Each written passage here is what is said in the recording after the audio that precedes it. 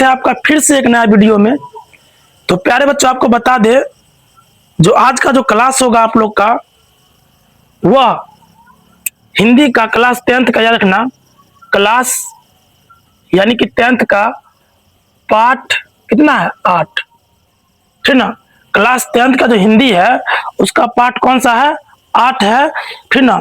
और इससे जो है आप लोग को ऑब्जेक्टिव क्वेश्चन अच्छा खासा, मतलब क्वेश्चन जो पूछ लिया जाता है, इसके बारे में 5 से 10 मिनट के वीडियो में पूरा जानकारी आप लोग को बता देते हैं। ठीक ना। तो चैप्टर जो है आपका नाम है जित जित मैं निरखत हूं, मतलब जित जित मैं निखरत हूं या निरखत हूं। ठीक, ध्यान देना। तो इसका जो लेखक की बात करेंगे तो इसका लेखक कौन है, पंडित बिरजू महाराज। याद रखना, आपसे पूछेगा जित जित मैं निरखत हूं के लेखक कौन है, तो पंडित बिरजू महाराज।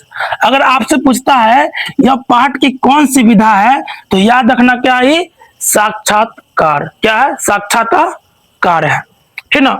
उसके बाद ध्यान देना, यहाँ पे क्या कह रहा है, कह रहा है कि बिरजू महाराज का जो जन्म होता है वो कब होता है। बिरजू महाराज का जन्म जो होता है 4 फरवरी 1938 को होता है।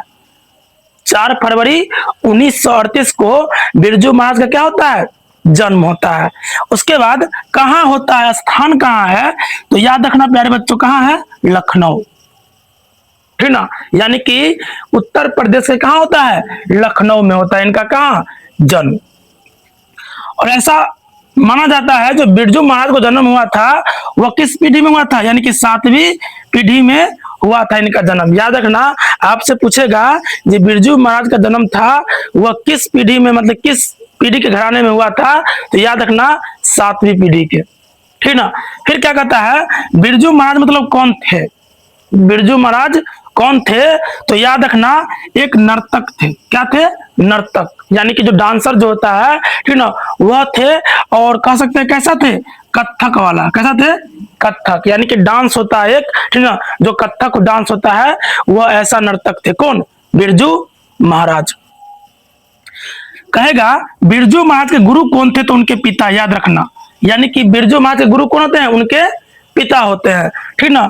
और अगर कहेगा जब बिरजू महाराज के जज कौन थे, तो उसकी अम्मा थी, यानी कि माँ। ठीक ना। जज, देखो गुरु और जज में क्या होता है, अंतर होता है। गुरु मतलब जो क्या करता है, सिखाता है चीजों को। और जज क्या होता है, जब कोई चीज परफॉर्मेंस अगर कोई करता है तो उसके बारे में अच्छा या खराब उसको क्या करता है, बतलाता है। तो पंडित बिरजू महाराज जो थे वो अपना गुरु किसको मानते थे, अपने पिता को। और जज किसे मानते थे, अपनी अम्मा को। याद रखना ऑब्जेक्टिव के लिए। याद रखना पूछेगा पंडित बिरजू महाराज की कितनी बहनें थी, तो याद रखना कितनी बहनें थी, 3 बहनें थी।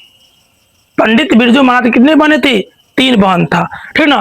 फिर देखो कहेगा पंडित बिरजू महाराज की जो बड़ी बहन थी वह इनसे कितनी बड़ी थी, तो 15 वर्ष बड़ी थी। किन से, पंडित बिरजू महाराज से इनकी जो बहन थी, बड़ी बहन, वह 15 वर्ष क्या थी, बड़ी थी। उसका देखो छोटी बहन जो थी, ठीक ना, पंडित बिरजू महाराज से कितनी बड़ी थी, मतलब कितना था, 8 वर्ष। इसको भी याद रखना, ये दोनों ऑब्जेक्टिव में पूछा गया है।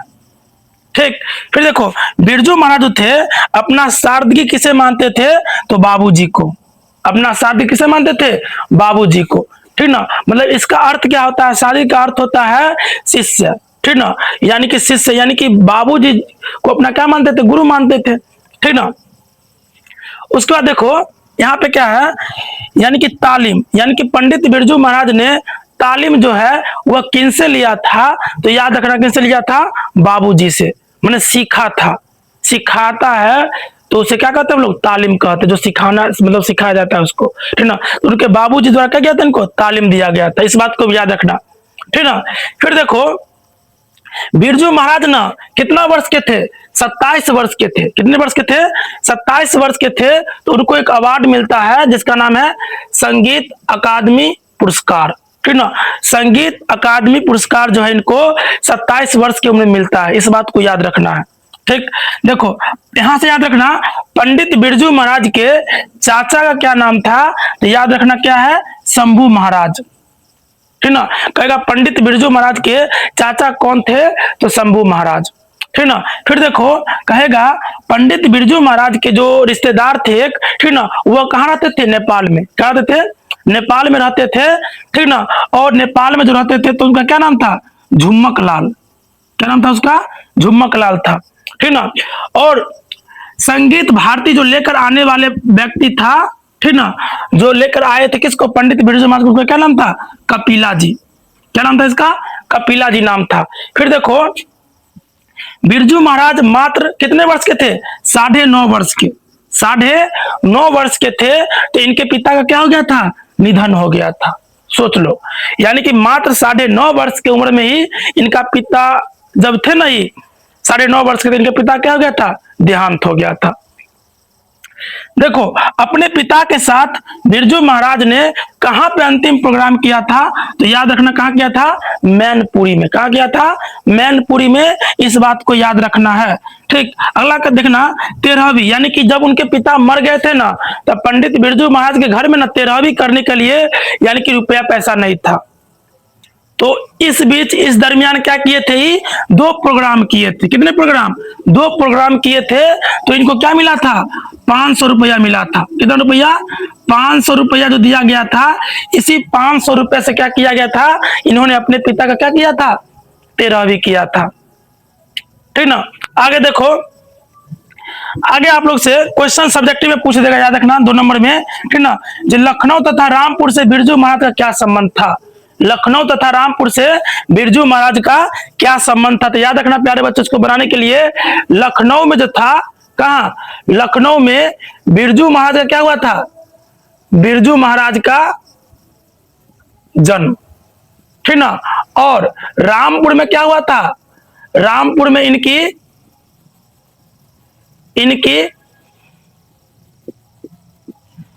बहनों का जन्म हुआ था। यानी कि जो तीनों, कितना बहन थी?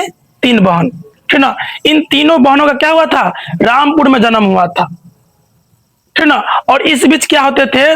लखनऊ और रामपुर बराबर बिरजू महाराज क्या होते थे? जाया और आया करते थे। तो इस प्रकार दोनों के बीच क्या था? संबंध था, दोनों जगह के बीच।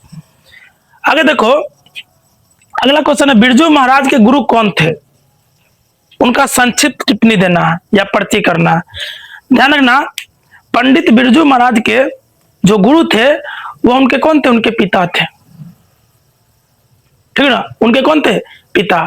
और काफी ही अच्छे स्वभाव के व्यक्ति कहे जाते थे। कौन? पंडित बिरजू महाराज के पिता। और इनके अंदर कोई छल कपट नहीं था। और कह दे, इनके ऊपर कितना बड़ा भी दुख का पहाड़ क्यों न टूट जाए, फिर भी इनके पिता अपना दुख किसी के सामने व्यक्त नहीं करते थे। और प्यारे बच्चों, आपको बता दे, इनके पिता के ऊपर लाख परेशानियां रहती थी, लाखों परेशानियां रहती थी, फिर भी इनके पिता दूसरे के सुख दुख में क्या आते थे? हमेशा उपस्थित रहते थे। ऐसे स्वभाव के मतलब इनके कौन थे? पिता थे। किनके? पंडित बिरजू महाराज के। तो प्यारे बच्चों, आशा करते हैं आपको यह चैप्टर जो है समझ में मोटा मोटी आ गया होगा, ठीक ना। और जो भी ऑब्जेक्टिव टाइप क्वेश्चन आता है, इसको 1-2 बार देख लीजिएगा वीडियो को, हर एक चीज आपसे क्लियर हो जाएगा इस वीडियो के माध्यम से, ठीक ना। और इस वीडियो के द्वारा आपको बता दे, जो कम से कम इस चैप्टर से 1 या 2% जो है ऑब्जेक्टिव क्वेश्चन आ जाती है, ठीक ना। इसको अच्छे ढंग से आप लोग क्या कर लीजिएगा? तैयारी कर लीजिएगा, ठीक ना। अगर वीडियो पसंद आएगा तो वीडियो को कीजिएगा शेयर कीजिएगा, लाइक कीजिएगा और कमेंट करके बताइएगा जहां आपको समझ में आया कि नहीं आया। और मेरे चैनल को यानी कि ECA ऑनलाइन क्लास को क्या करना है?